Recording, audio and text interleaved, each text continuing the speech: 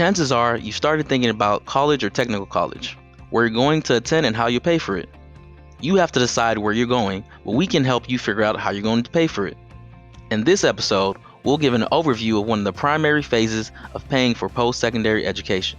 To be eligible for any state or federal student loans and grants or financial aid from the school you're attending, you'll have to fill out the FAFSA. FAFSA stands for Free Application for Federal Student Aid.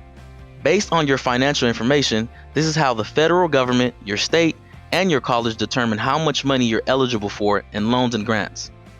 Loans must be paid back at the end of college or if you stop attending, while grants don't have to be paid back at all, as long as you meet the eligibility requirements for the grant.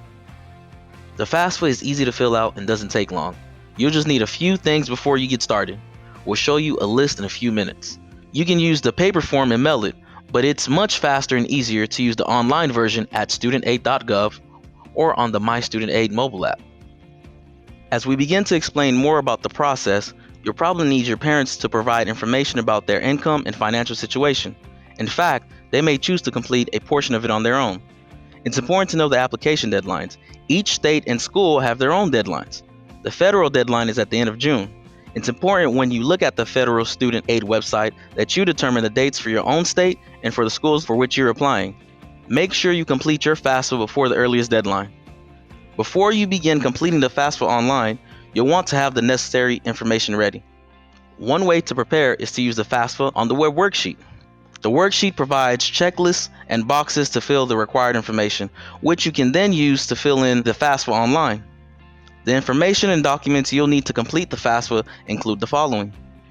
According to the FAFSA site, here are the things you'll need: your social security number, your driver's license number if you have one, your alien registration number if you are not a U.S. citizen, federal tax information or tax returns including IRS W-2 information for you and your spouse if you are married, and for your parents if you are a dependent student, IRS 1040, information on cash, savings and checking account balances, investments including stocks and bonds and real estate.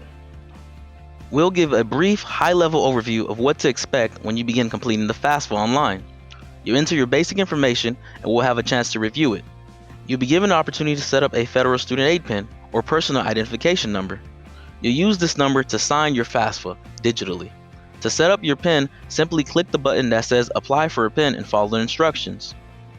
You'll also be able to create a password. The password and PIN are different, but make sure to remember them both.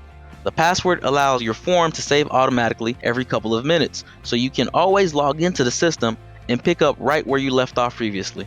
The FAFSA collects information about student demographics, school selection, dependency status, parent demographics, and financial information. Demographic questions determine student eligibility. Some questions include: are you a citizen? No, but I am an eligible non-citizen.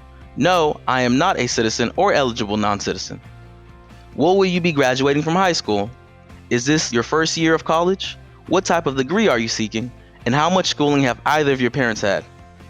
You'll use a drop-down to select up to 10 colleges you're applying to and add them to your list.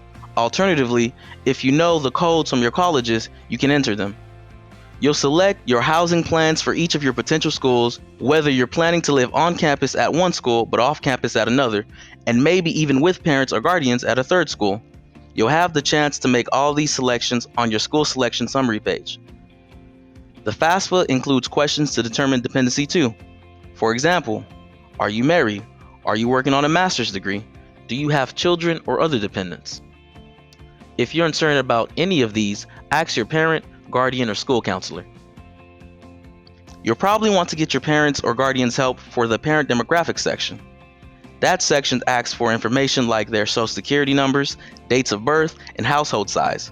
You'll want a parent's help with the financial section too. Remember, you'll need recent tax forms, bank account statements, and any investment information you or your parents have. You can even complete the FAFSA using the information imported electronically from the IRS. FAFSA applicants provide income information from the prior year. The tax questions are straightforward and come mostly from your W-2 and 1040 forms. Remember, if you set up a password, you can pause and look at the forms and come back to the FAFSA as often as necessary. The FAFSA requires you to enter your tax information. Again, you might be able to import this right from the IRS. The FAFSA has questions about yours and your family's assets. Keep in mind any checking or savings accounts or savings bonds you have when answering the questions about your net worth. Your parents or family will report assets too, such as bank account balances, the value of their investments. This does not include retirement investments, and the net worth of any businesses they own. At the end of the FAFSA, you'll have an opportunity to review your information. When you're ready, you'll use the PIN you created earlier to file your FAFSA. Completing the FAFSA is a major step in your educational journey. If you gather the documents you need before you start and do a thorough job on the FAFSA, you'll be off to a great start. For more information, check out studentaid.gov.